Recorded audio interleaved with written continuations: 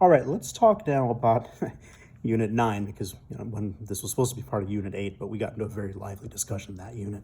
So this is actually the Unit 9 post-lesson assessment for the adult course on financial markets and the types of financial markets.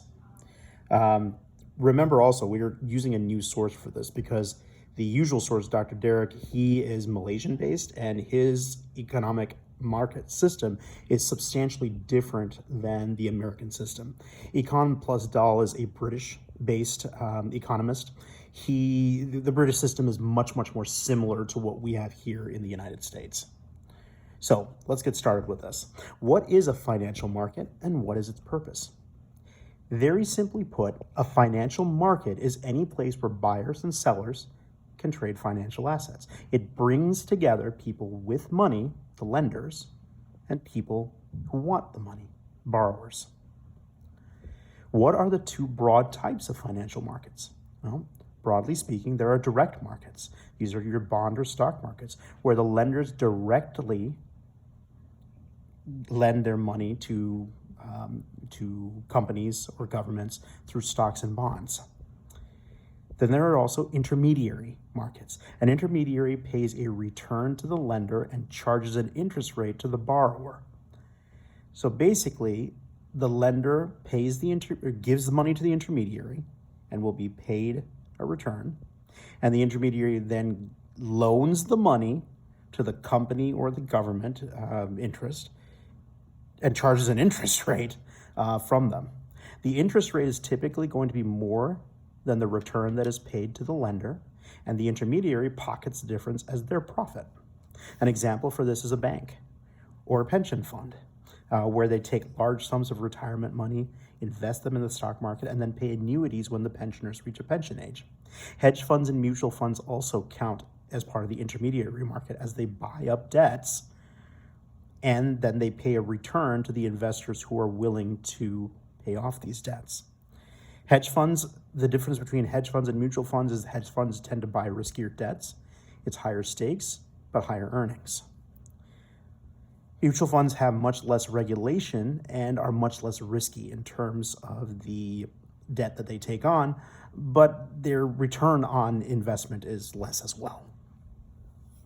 Now, what assets are traded in a money market? Any asset that has maturity for payment in a year or less. So a money market has to have high liquidity because the assets must mature within 365 days or less.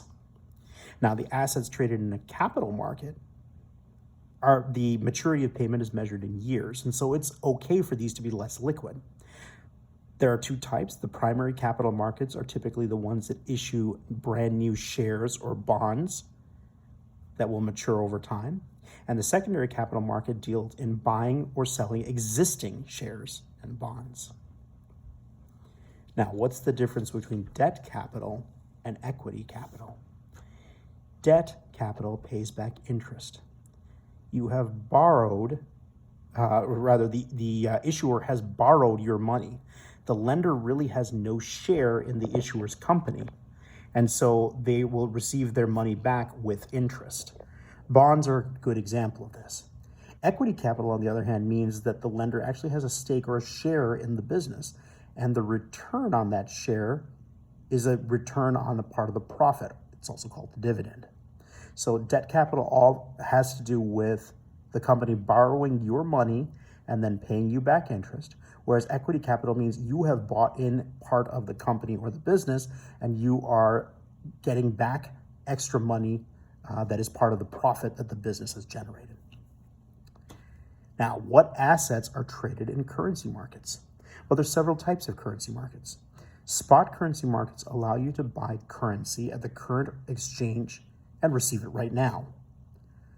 Future currency markets allow you to buy currency at current exchange rates, but you'll receive that currency at a future time. So you do this when you think that you can buy when the price is low and that the price will increase by the time you receive the currency later on so that you can turn around and sell it again. It's generally a form of high-stake gambling.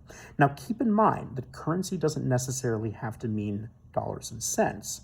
in this particular discussion.